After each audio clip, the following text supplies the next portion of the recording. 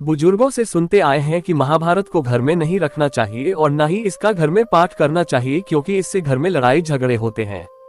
क्या यह धारणा सही है या नहीं? आओ जानते हैं इस संबंध में खास बात। 1.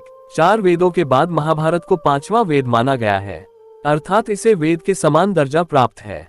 जब वेद रखे जा सकते हैं तो इसे भी रखा जा सकता है क्योंकि वेद में भी महाभारत के युद्ध के समान ही दशराग्य और इंद्रवृत्तासुर का वर्णन मिलता है।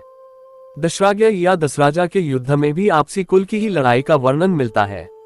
2. कई घरों में दुर्गा सप्तशती, रामायण, पुराण या अन्य ग्रंथ मिलते हैं। सभी में ही युद्ध का वर्णन मिलता है, तो यह समझना कि युद्ध का वर्णन होने के कारण हम इसे घर में नहीं रखें तो यह उचित नहीं। 3. कोई यह मानता है कि इसे घर में रखने से रिश्तों में खटास आती है, तो रामायण में भी रिश्तों को लेकर बहुत कुछ है। आप यह सोच सकते हैं कि इससे आपका दाम्पत्य जीवन खराब हो सकता है और आपको भी वन में रहना पड़ सकता है। घर में ऐसे कई उपन्यास भी होंगे जिसमें रिश्तों को लेकर बहुत कुछ लिखा होगा। दुनिया के हर धर्मग्रंथ में रिश्तों और युद्ध को लेकर बहुत कुछ लिखा हुआ है।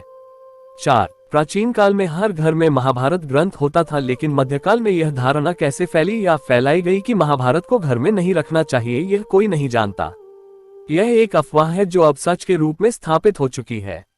गुलामी के काल में हिंदुओं को उनके धर्म ग्रंथों, भाषा और संस्कृति से काटने के लिए कई तरह के दुष्प्रचार हुए हैं, जिसमें से एक ये भी है कि महाभारत को घर में नहीं रखना चाहिए और रामायण तो झूठ है।